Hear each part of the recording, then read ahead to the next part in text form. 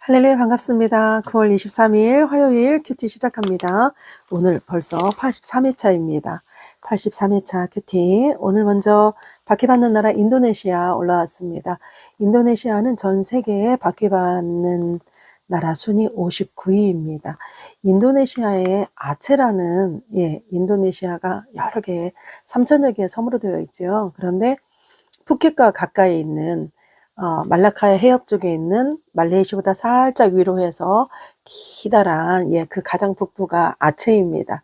아체는요 동남아시아에서 가장 먼저 이슬람 세력들이 자리 잡았던 곳입니다. 그래서 17세기 말라카야 해협에 17세기 당시 말라카야 해협 유럽과 인도양 이렇게 아시아와 유럽을 잇는 무역에 있어서 가장 부유하고 강력한 나라였다고 합니다.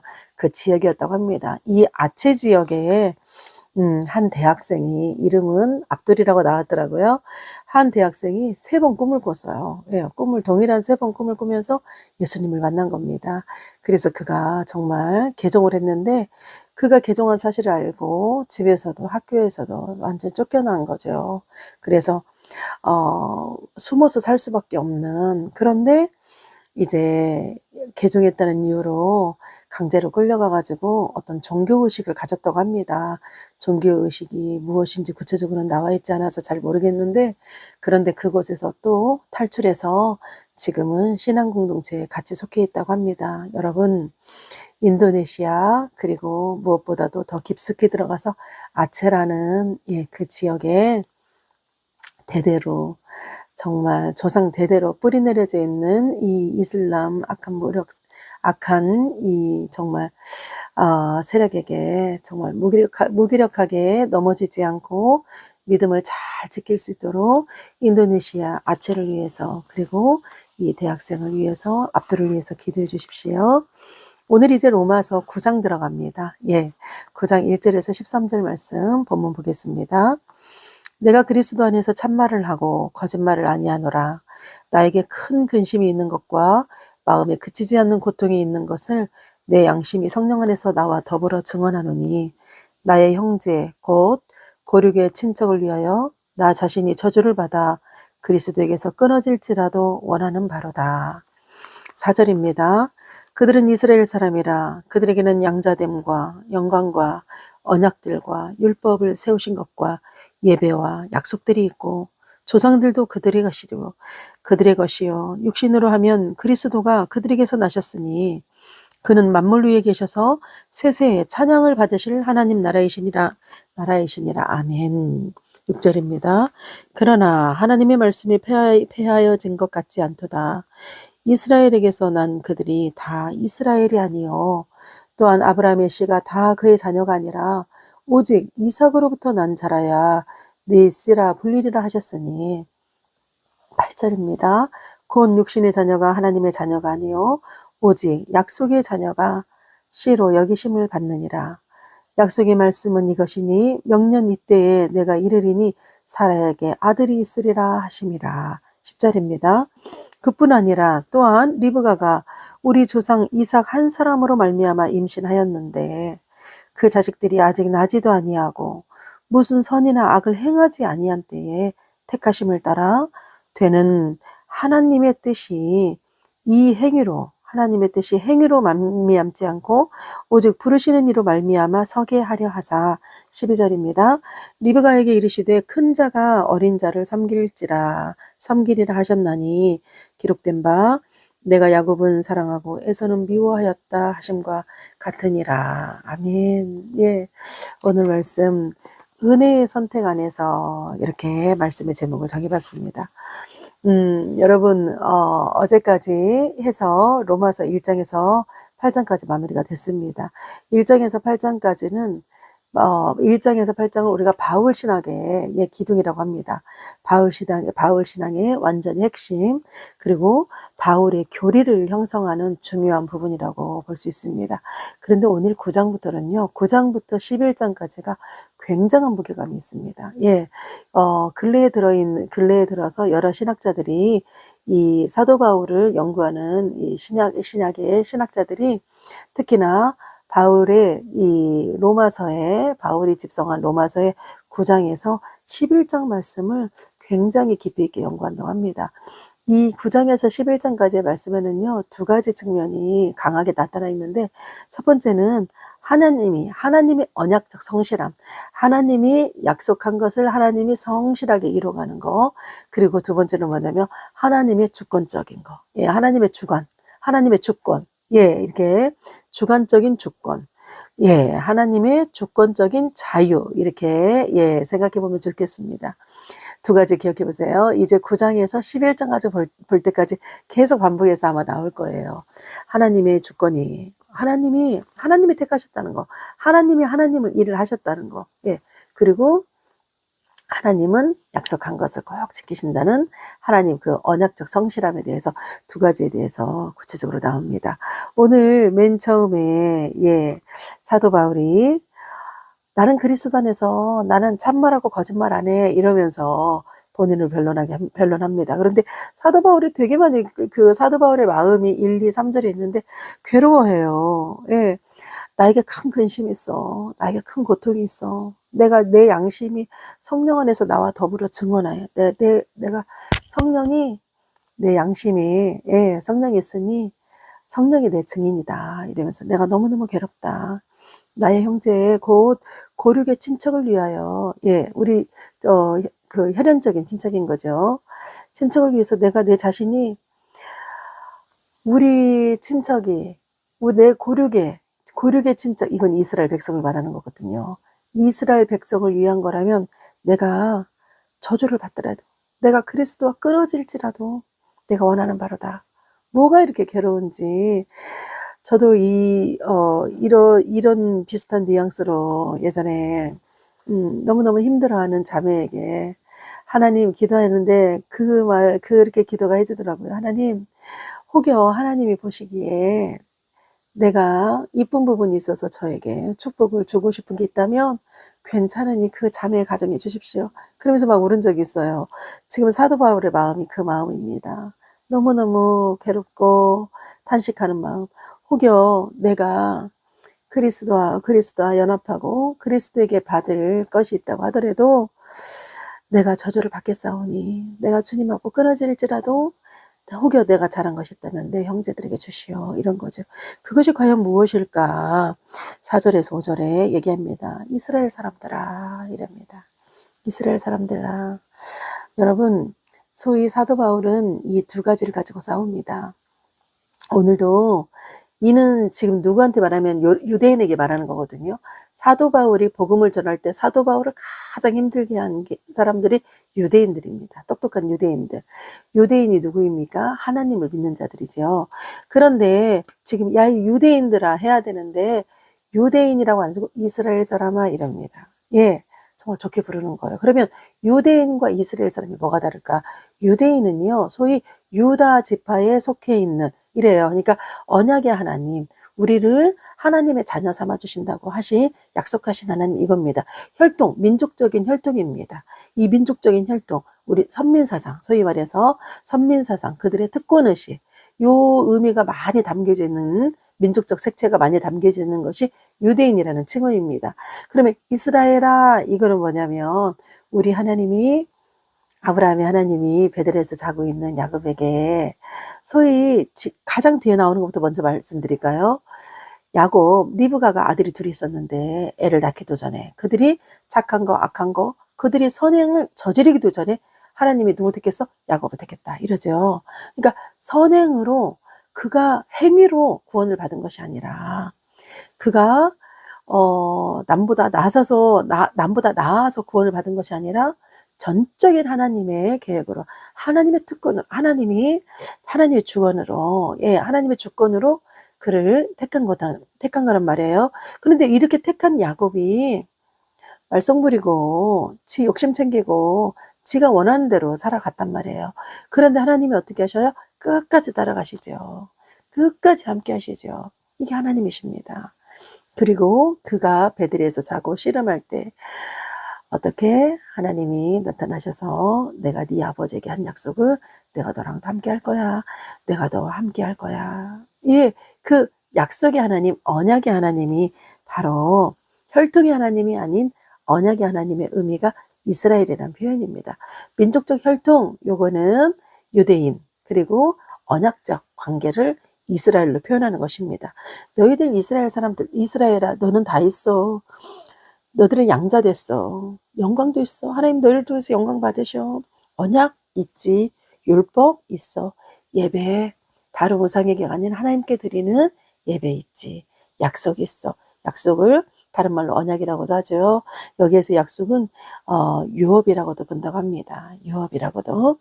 그리고 너희들은 심지어 조상도 있어. 예, 조상도 있어.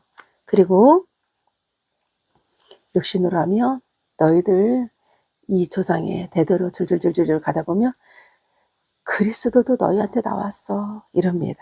예, 이렇게 우린 이런 민족이야. 내가 유대인을 무시하는 건 아니야. 나도 유대인이니까. 유대인을 인정하지 않는 거 아니야. 유대인이 전혀 하나님과 관계없다는 게 아니야. 왜냐? 사도 바울은 계속 얘기할 때 먼저는 유대인에게요. 그 다음에 이방인에게로 이러잖아요. 유대인을 가장 먼저 하나님이 택했다는 건 인정한다는 거죠. 그러나 6절부터 보면 하나님의 말씀이 패한 것 같진 않아. 이스라엘에게서 난 그들이 다 이스라엘이 아니야. 예, 이스라엘 첫 번째 이스라엘 택했지만 하나님은 이방인들까지도 우리 하나님의 구원 계획 안에는 다 있지요. 아브라함의 씨라고 해서 다 이스라엘이 아니고 어떻게 다 그의 자녀가 아니라 이삭에서 난 자가 그의 자녀라고 했지 않느냐. 이삭을 비유하는 거죠.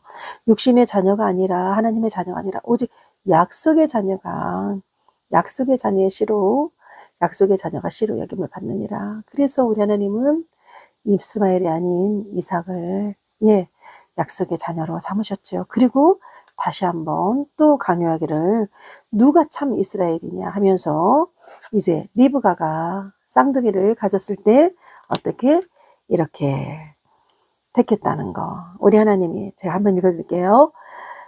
그 자식들이 아직 나지도 아니하고 무슨 선이나 악을 행하지도 아니한 때 택하심을 따라 되는 하나님의 뜻이 행위로 말미암지 않고 오직 부르시는 이로 말미암았다. 하나님이 택했다. 택한 것이 바로 하나님의 뜻이다. 그리고 이거는 행위, no 아니야. 하나님이 오직 부르시는 이로 말미암아서 하게 된 것이다. 내가 불러서 된 것이다 이럽니다. 여러분 오늘 말씀에 부연 설명에 이 말씀이 있더라고요. 저도 너무 좋아서 제 일기장에다 적어놨는데 하나님의 택하심은 특권이 아닙니다. 예, 이럽니다. 택함받은 사람에게는 부르심에 대한 합당한 반응과 책임이 요구될 뿐이지 택함은 특권이 아니다. 제가 이 말씀 보는데 저도 이 택함을 특권으로 알고 살았던 것 같아요. 그래서 내 안에 그 자만함, 나는 내가 내 부모를 택한 것도 아니잖아요. 정말 부모는 내가 택할 수 없는 거지 않습니까? 하나님이 나를 택해 주셨듯이 예, 이 부모 역시 하나님의 계획 가운데 내가 이 부모 가운데서 나의 그 출생이 태어난 거죠. 정말 그렇다면 내가 이미 출생이기 이전에 창세 전에 이미 하나님의 계획 안에 있었다는 거겠지요.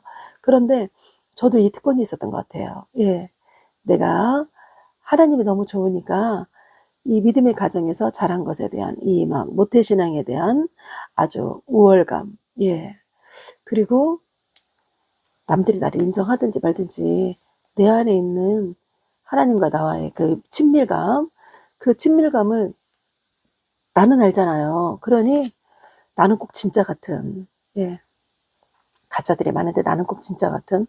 근데 보면 이 하나님의 택하심으로 시작된 건데 이것을 특권으로 알았기 때문에 그 안에 내 안에 그 더 자만함도 교만함도 있지 않았을까.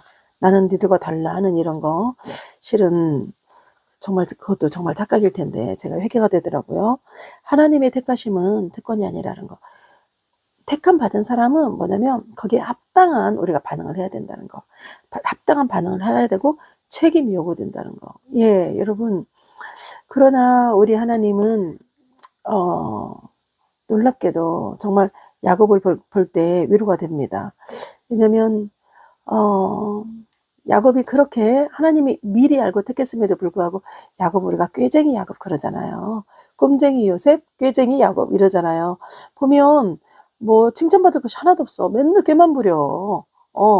형하고 팥죽가지고도 꾀부리고, 예, 막 뭐 털을 씌워가지고도 꾀부리고, 엄마나 자식이나 똑같아. 그죠? 또 도망가. 거기서도 또, 예. 그런데,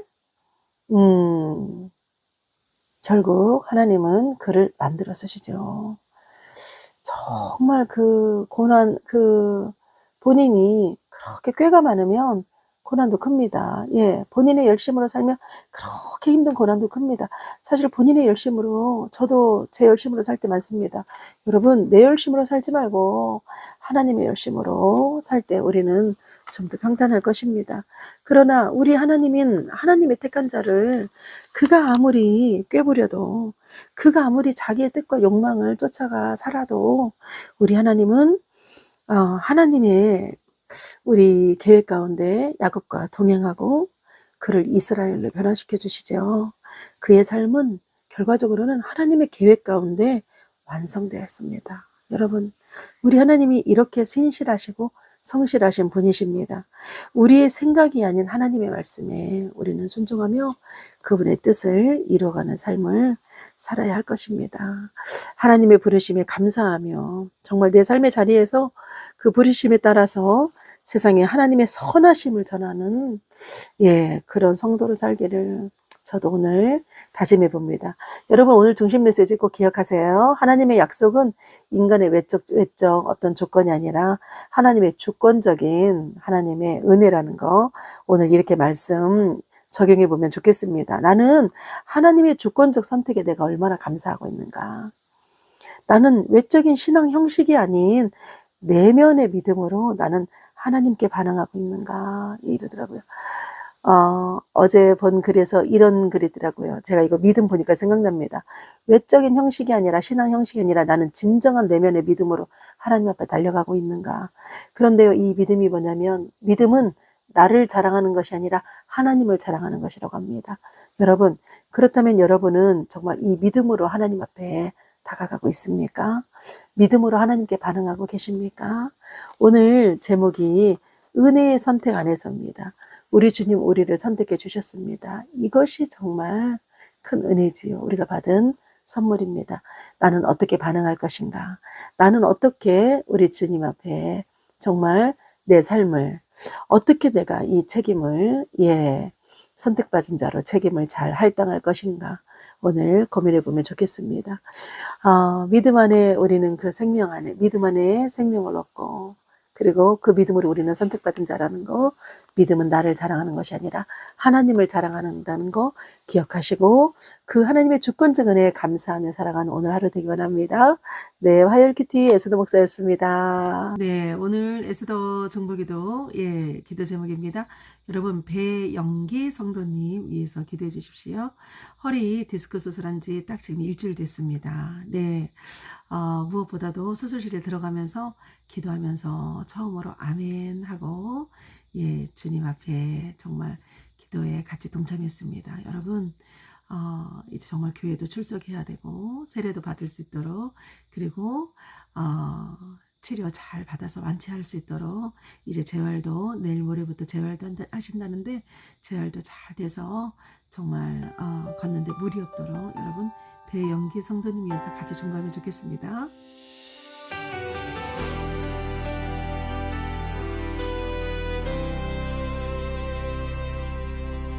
내 마음에 큰 슬픔이 내 동족을 위해 눈물을 흘리네. 하나님께서 주신 약속 오직 믿음 안에서 이루시네. 은혜의 선택, 그 사랑 안에서 육신이 아닌 약속 따라 택하셨네. 긍휼의 손길 주의 뜻 안에서 주권으로 이루시리라.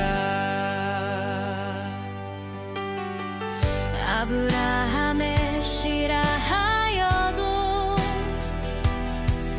다 자녀 된 것이 아니요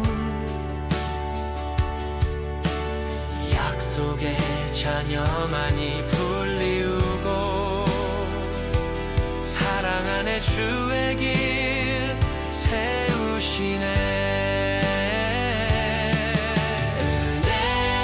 은혜의 선택 그 사랑 안에서 육신이 아닌 약속 따라 택하셨네. 그 위에 손길 주의 뜻 안에서 하나님 주권으로 이루시리라.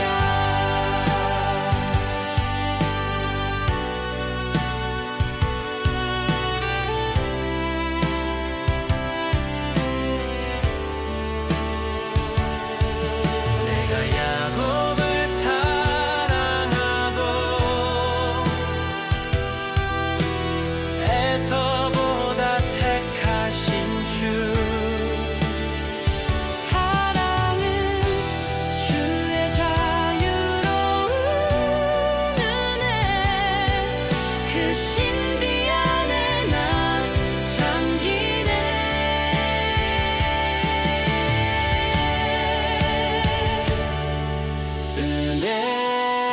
은혜의 선택 그 사랑 안에서 육신이 아닌 약속 따라